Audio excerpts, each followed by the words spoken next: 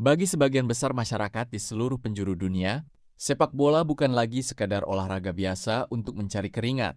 Sepak bola telah berubah menjadi sebuah fenomena global, sebuah industri raksasa, bahkan seringkali dianggap sebagai agama kedua yang fanatiknya luar biasa. Setiap kali turnamen besar seperti Piala Dunia digelar, jalanan seketika menjadi sepi, toko-toko tutup lebih awal, dan miliaran pasang mata di seluruh bumi akan terpaku di depan layar. Kaca demi mendukung tim nasional, kesayangan mereka. Namun di balik kemegahan industri sepak bola modern yang kita nikmati hari ini, pernahkah kamu benar-benar merenungkan sebuah pertanyaan sederhana? Kapankah sebenarnya olahraga menendang? Bola ini pertama kali ditemukan dalam sejarah peradaban manusia.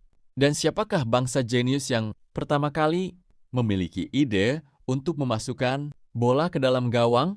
Jika selama ini kamu mengira bahwa sepak bola murni diciptakan oleh bangsa Eropa atau Inggris, maka bersiaplah untuk terkejut, karena berdasarkan catatan resmi dari Federasi Sepak Bola Dunia atau FIFA, akar sejarah permainan mengolah si kulit bundar ini justru pertama kali ditemukan di dataran kuno Asia, tepatnya di negara Cina pada masa pemerintahan dinasti Han sekitar abad kedua sebelum Masehi.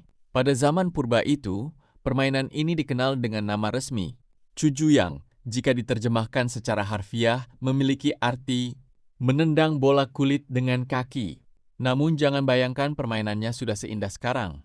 Pada masa itu, cuju diciptakan bukan untuk hiburan atau tontonan santai di hari Minggu, melainkan sebagai salah satu metode latihan fisik militer yang sangat keras wajib bagi para tentara kerajaan, agar mereka tetap tangkas, memiliki stamina kuda, dan siap bertempur di medan perang. Sistem permainan cuju zaman dulu juga sangat unik sekaligus menantang. Bola yang mereka gunakan tidak selembut bola modern berbahan sintetis seperti sekarang, melainkan terbuat dari gumpalan kulit hewan asli yang dijahit melingkar.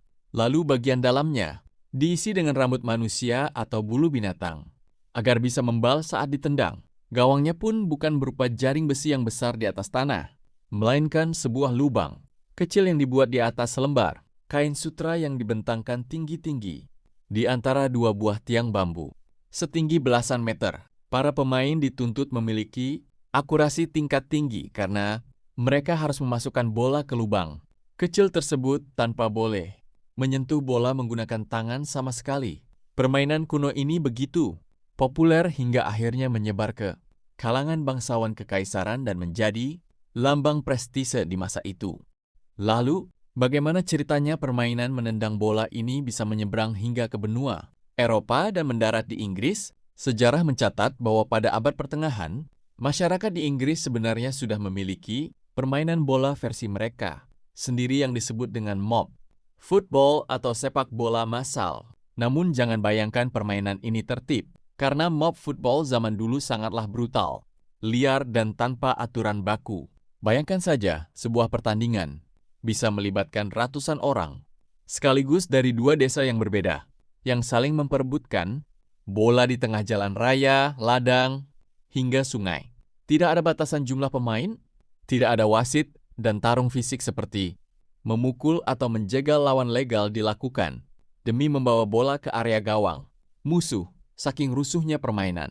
Ini karena sering memicu tawuran massal, cedera parah, hingga kematian beberapa raja Inggris seperti Raja Edward ketiga sempat mengeluarkan undang-undang resmi untuk melarang total permainan sepak bola ini di seluruh wilayah kerajaan. Meskipun sempat dilarang keras oleh kerajaan karena dianggap terlalu meresahkan, kecintaan masyarakat Inggris terhadap olahraga ini ternyata tidak pernah padam.